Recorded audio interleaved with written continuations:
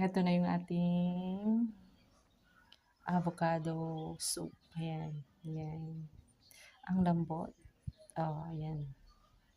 Yan na ang ating avocado soup. 3 lang. Out of 10 avocado, 3 lang ang nagawa natin. Kasi mahirap pala siyang i-extract. Yan, 3 lang. Ang lambot. Ang ganda ng texture niya. Kaya pala mahal ang avocado oil kasi ang hirap niyang gawin matrabaho. Dapat masipag ka, ganun. Ayan. Try natin kay nanay. Yan. Ganda ng tsura niya. Oh.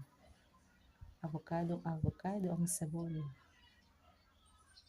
Yan. Avocado oil lang talaga siya. Kaya iba yung ano niya, iba yung texture niya. Oh. Yan. Kay nanay. Kasi si nanay hindi siya nagsasamon ng kojic. Puro ano lang siya, natural.